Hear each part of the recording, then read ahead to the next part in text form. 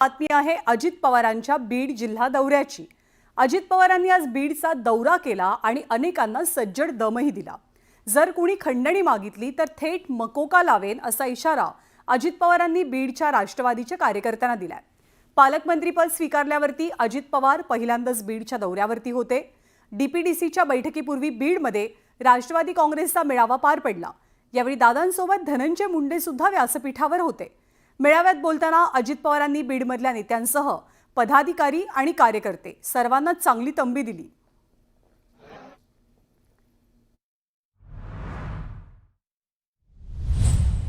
मी एक गोष्ट पुन्हा आपल्याला सगळ्यांना सांगेन, जर कोणी कुठल्या गोष्टीमध्ये जबाबदार असेल, जर कोणी तिथं कुठेतरी वेडेवाकडे प्रकार केलेले असतील, मी आपल्याला सगळ्यांना सांगतो, विकासाची कामं करत असताना कुणी कुणाला खंडणी मागण्याचा प्रयत्न त्या ठिकाणी करू नये। माझ्या ते कानावर आल्यानंतर त्याच्यामध्ये मकोका लावायला पण मी मागं पुढे बघणार नाही। मी कुठल्याही टोकाची भूमिका घेईल।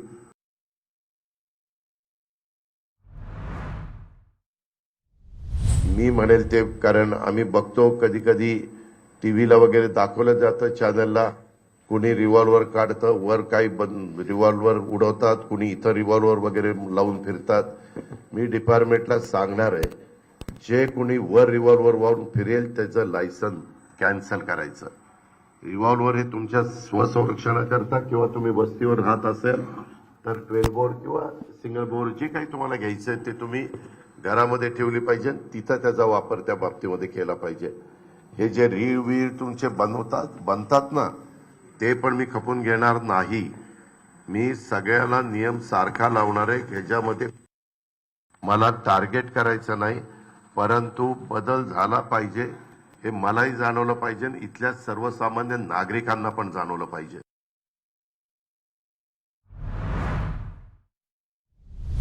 सगळ्या माझ्या तरुण कार्यकर्त्यांना सांगतो, वडीलधाऱ्यांना सांगतो, आपलं स्वतःचं चारित्र्य स्वच्छ ठेवा, आपली प्रतिमा जनमानसामध्ये चांगली ठेवा।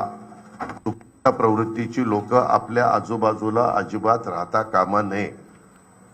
त्या संदर्भामध्ये पण काळजी सगळ्यांनी त्या बाबतीमध्ये घ्या।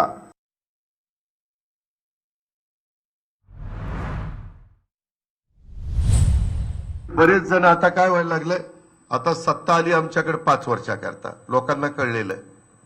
हौसे नवसे गवसे आता मला येऊन फार भेटायला लागले। लोकसभेला 3रीकडे होते, विधानसभेला 4थीकडे होते। नाही तुमचाच आरमती तेव्हा कुठे गेला होता? यायला माझा आहे तर नाही, दादा मी युतीचा आहे। मग युतीच्या वेळेस उमेदवाराला विरोध का केला? हे असं चालणार नाही।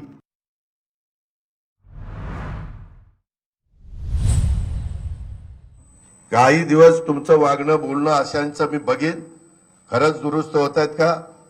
कारण सरडा कसा रंग बदलतोय तशी काही एक जमात असते, सगळीकडे असते, माझ्याकडे पण आहे। ती जर उगवत्या सूर्याला नमस्कार करायचा, आज कुठं उगवलं इकडं, तसलं चालणार नाही। मी स्पष्टपणे सांगतोय, राजेश्वर मी तुझ्या देखत सांगतोय, लोकप्रतिनिधींच्या देखत सांगतोय, उद्याच्याला परत कुणी आलं नाही दादा, एवढ्या वेळेस पांघरून आला, पांघरून फाटून गेले माझं, एवढ्या वेळेस पदरच राहिला नाही आम्हाला, असलं अजिबात चालणार नाही। दरम्यान अजित पवार आणि धनंजय मुंडे यांच्यातलं अंतर काहीसं वाढू लागल्याचं स्पष्ट होत आहे आणि बीडमध्ये डीपीडीसीच्या बैठकीदरम्यान याचा प्रत्यय सुद्धा आला।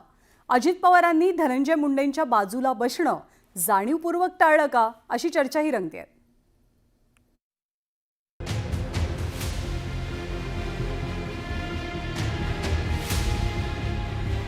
बीडचे पालकमंत्री अजित पवार यांच्या शेजारी पर्यावरण मंत्री पंकजा मुंडे बसल्या आणि पंकजा मुंडेंच्या शेजारी अन्न व नागरी पुरवठा मंत्री धनंजय मुंडे बसले। नेहमीच अजित पवारांच्या आजूबाजूला असणारे धनंजय मुंडे दादांच्या शेजारी नसल्यानं शंका उपस्थित झाल्या नसत्या तरच नवल। कारण राष्ट्रवादी काँग्रेसमध्ये प्रवेश केल्यापासून धनंजय मुंडे अजित पवारांचे निकटवर्तीय म्हणून ओळखले जातात। 2014 मध्ये विधान परिषदेच्या विरोधी पक्षनेते पदाची संधी धनंजय मुंडेंना देण्यात आली. पवार फडणवीसांच्या 70 तासांचं सरकार सत्तेत येण्यात सुद्धा धनंजय मुंडेंची भूमिका मोठी होती. त्यानंतर मविया सरकारमध्ये बीडचं पालकमंत्रीपद त्यांच्याकडे देण्यात आलं होतं. तर अजित पवारांसह महायुतीच्या सरकारमध्ये सामील झाल्यानंतर धनंजय मुंडेंकडे कृषी खातं देण्यात आलं होतं. धनंजय मुंडेंनी हा सगळा राजकीय पल्ला अजित पवार यांच्या सहकार्यानं गाठला. मात्र आता अजित पवारांच्या शेजारी पंकजा मुंडे बसल्यानं नेमकं झालं तरी काय असा प्रश्न निर्माण झालाय. धनंजय उशिरा आला तर ती खुर्ची रिकामी ठेवायची का अजितदादांच्या? तर मंत्री लिहिलेलं होतं, तिथे लिहिलं नव्हतं मंत्री धनंजय मुंडे. मंत्री लिहिलं होतं, मी मंत्री आहे, बसले तिथे. अजितदादांनी सांगितलं, मग धनंजय उशिरा आला, मग तो बाजूला बसला. एवढं त्याच्यात काही केस पाडण्याची आवश्यकता नाही. पंकजा मुंडेंनी बैठकीतल्या आसन व्यवस्थेवर स्पष्टीकरण दिलं. मात्र बीड जिल्ह्यात गाजत असलेलं संतोष देशमुख हत्या प्रकरण, देशमुख हत्या प्रकरणात आलेलं वाल्मिक कराडचं नाव, त्यामुळे धनंजय मुंडेंची झालेली कोंडी, या सगळ्या पार्श्वभूमीवर वाल्मिक कराड धनंजय मुंडेंचा निकटवर्ती असल्यानं विरोधकांनी त्यांच्या राजीनाम्याची मागणी केली आहे.